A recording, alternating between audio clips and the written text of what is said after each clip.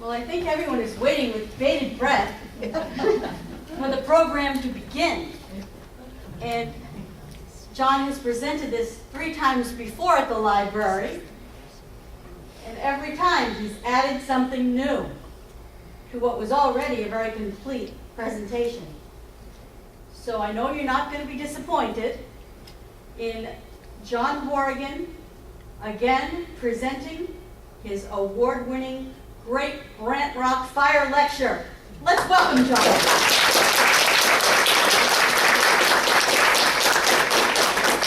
Well, thank you, Chris. What a hearty introduction. I really appreciate that.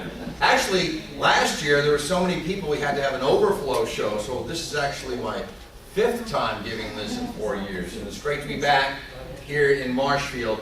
I grew up summers here. I'm an old colonial salt from Green Harbor over in the Carswell area, so this is a sort of homecoming for me tonight. And I wanted to do it in the summertime because of the summer people. How many summer residents here? I did it for you free. May I ask, how many people are here for the first time to see this lecture? Wow. Great. First timers? Great, excellent. And how many are here for the second time? Excellent, first timers, great. Okay, so let's begin tonight. I'm going to drive the narrative off of the screen, standing off to the side. So it's been called the Great Brant Rock Fire, the Great Ocean Bluff Fire, and we'll get into that in a second as to the genesis of the title. Folks, we do have one seat open here. You have to go south, then east, then west, then north, and south again to get there. Who am I? Well, I'm a historical fire researcher with expertise in 17th through the 19th century American urban fires and great fires of Western civilization. I'm also an historical astronomer, expertise in early astronomy from the Middle Ages through the early 20th century. And I'm also a historical weather researcher. I have expertise in 17th through 19th century weather conditions, hurricanes, blizzards, heat waves, droughts, dark days, freshets and tornadoes of New England. And I also have expertise in historical disasters. One of my specialty is New England earthquakes, epidemics, train and shipwrecks, economic depressions, recessions, booms, busts, manias, and panics. And welcome to the Great Recession. I'm called an old New England folklorist, but I've been called other things. A pocket historian, recently a time traveler, driving without a license, a historical raconteur, a rogue nostalgian, a cross between Fox Mulder and Indiana Jones, without all of the drama nor the talent. An infotainer born from Google Books and PowerPoint. My mission is the new popular public history. That's a mission of returning baby boomers to their youth through historical presentations. I work in a lot of senior communities. America is losing her identity, which is her heritage, and nobody is doing anything about it. I've collected, as I mentioned, virtually every account of North American, Anglo-Saxon historical, meteorological, and seismological events in North America from 1492 through 1938. I like legends, paranormal phenomena, and unexplained mysteries.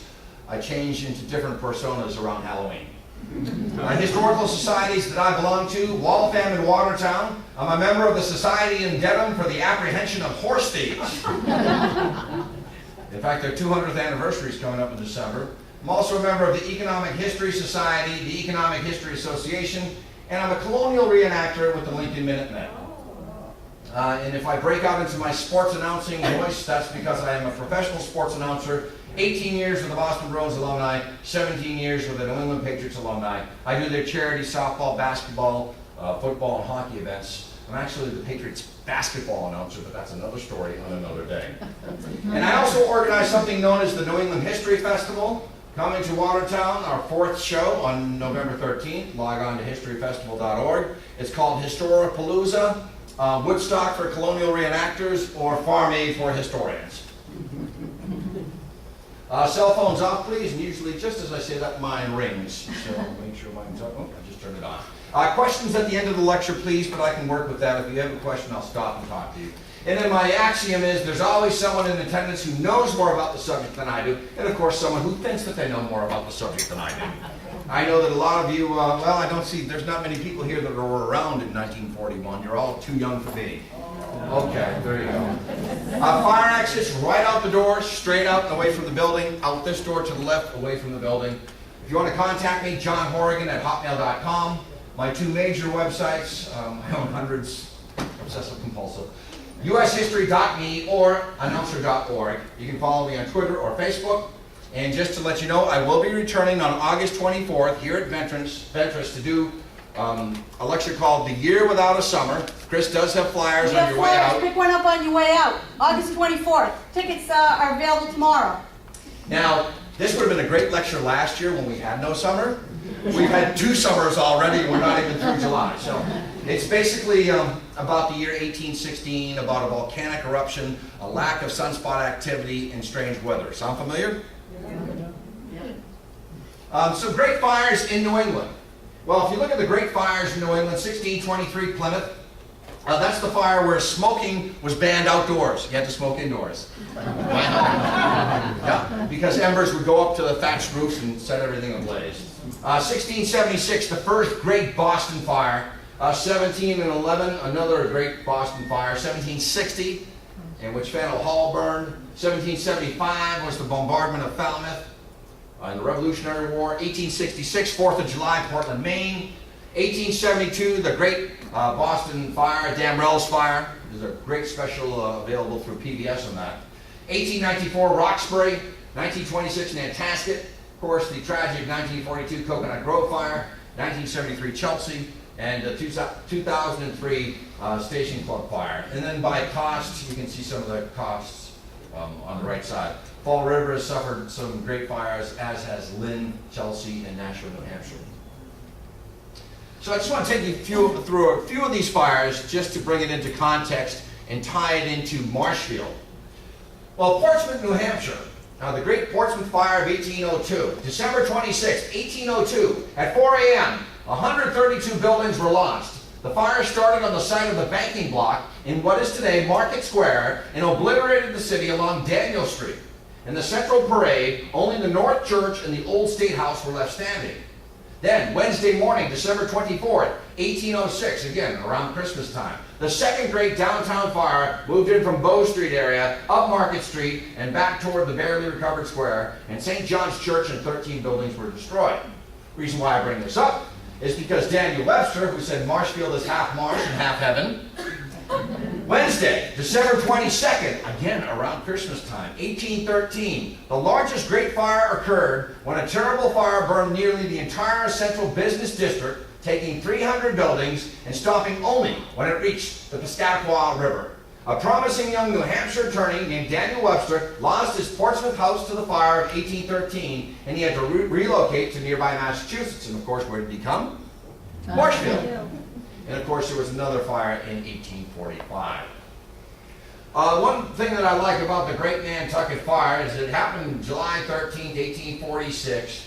Herman Melville, who wrote Moby Dick, had just left port prior to this fire. But it was the second major fire in Nantucket. The first was in 1838. And this particular fire began on Main Street.